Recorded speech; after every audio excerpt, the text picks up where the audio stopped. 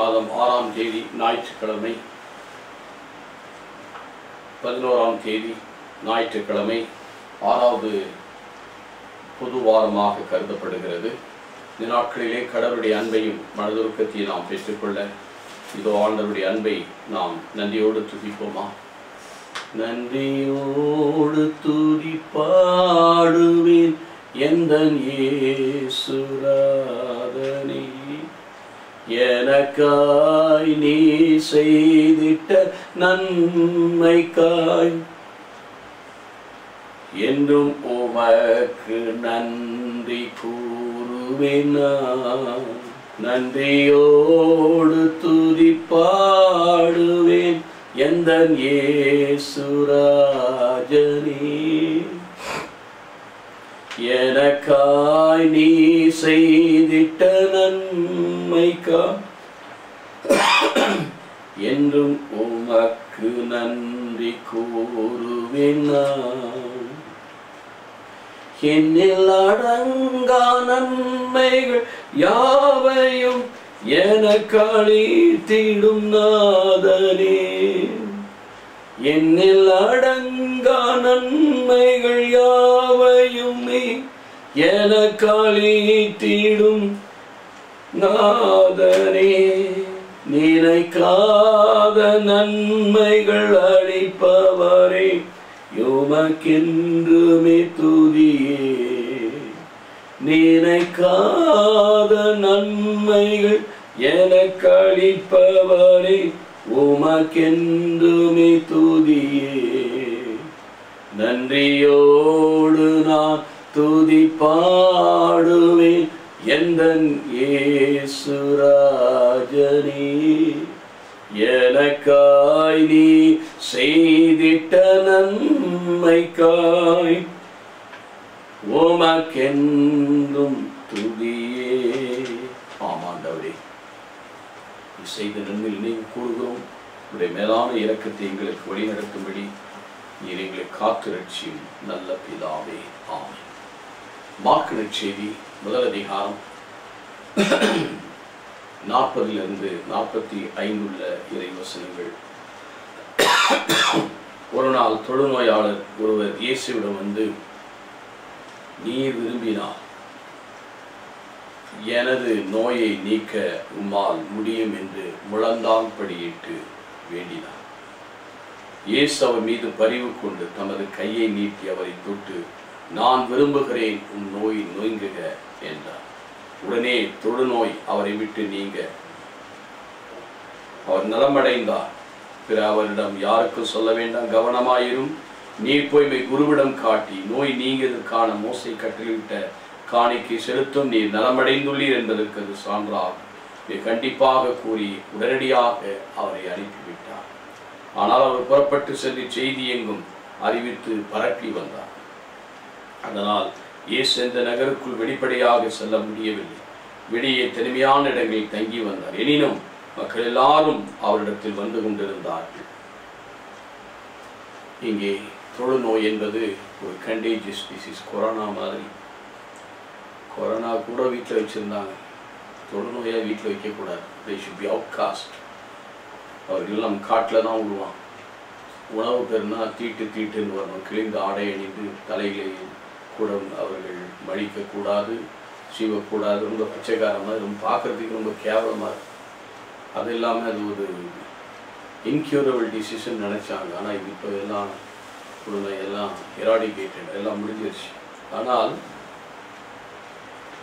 இந்த தொழுநோய் அப்படி ஒரு தீட்டாக கருதப்பட்ட இந்த வியாதிக்காரன் பல வியாதிகள் ஆண்டவர் குணப்படுத்தி இருக்கிறாரு. அதில் என்ன பார்க்குறோன்னா, அவன் வந்து ஒரு வார்த்தை சொல்லுவான், இஃப் யூ டிசையர், விரும்பினா, உமக்கு விருப்பம் இருந்தால், இல்லைன்னா விட்டுருவாரா? அவன் கேட்கறான் பாருங்க, நீ விரும்பினால் எனது நோயை உம்மால் குணமாக்க முடியும் என்று நீர் விரும்பணும். அவருக்கு எப்பொழுதும் விருப்பம் தான். God desires. அவர் விருப்பம் எப்பொழுதுமே. அப்போ இயேசு சொல்ற வார்த்தை, நான் விரும்புகிறேன், நீ குணமா. I desire. அவர் பலியையோ காணிக்கையோ விரும்பவில்லை. நம்ம பொதுவாக என்ன நினைக்கிறோம்னா, நம்ம கடவுளுக்கு ஏதாவது கேண்டில் போட்டுட்டு மாலை போட்டுட்டு பணத்தை கொடுத்துட்டு நம்ம நோன்பு இருந்துட்டு இது பண்ணிக்கிட்டு இருந்தோம்னா கடவுள் ரொம்ப விரும்புவார். ரொம்ப பேர் அப்படிதான் நினைக்கிறாங்க. கடவுள் விரும்புவது உன் ஆத்துமா வாழ்வது போல, 3 யோவான் 2 சொன்னது போல, உன் ஆத்துமா வாழ்வது போல உன் உடலில் சுகமாய் வாழ். அவர் விரும்புவது என்ன? இதை 1 தீமோத்தேயு 2:4 சொல்லப்பட்டிருக்கு. கடவுள் விரும்புவது அவரை பற்றிய அறிவு இருக்கணும், அவரை பற்றி அறியணும். 2வது ஆல் ஷுட் பி ரெடி, எல்லா மனிதனும் மீட்பு பெறும். கடவுளை பற்றி அறியணும். நீ கடவுளை பற்றி அறிய, அதனால தான் பலியையோ காணிக்கையோ நான் விரும்பவில்லை, கடவுளை அறிகின்ற அறிவையே நான் விரும்புகிறேன். Jose 6:6 சொல்லப்பட்டிருக்க. Ignorance of God is sin. அவர் என்ன நினைக்கிற, நம்ம தியாகத்தை ஒன்று எதிர்பார்க்க, உண்மையிலே நாம் அவரை அறிய வேண்டும். அதுதான் பவுல் சொல்வார் 3:8, knowing Christ is an incomparable treasure. கிறிஸ்து அறிதலில் போட்டு மற்ற எல்லாவற்றையும் குப்பை என கருதுகிறேன். அதுதான் ஆண்டவர் அறியணும். My God, who is your God? He is your lover. He sacrificed you. He became a man. He died for you. He rose again. அவர் எல்லாம் மரித்தார், உயிர்த்தார், எல்லாம் உனக்காக பண்ணி. அது மட்டுமல்ல, all should be redeemed. எல்லா மனிதனும் மீட்கப்பட வேண்டும். கடவுளுக்கும் மனிதனுக்கும் இடையே ஒரே ஒரு இடை, ஆண்டவராகிய கிறிஸ்து இயேசு மனிதன். He became man. விண்ணையும் மண்ணையும் அவர் சிந்திய இரத்தத்தால்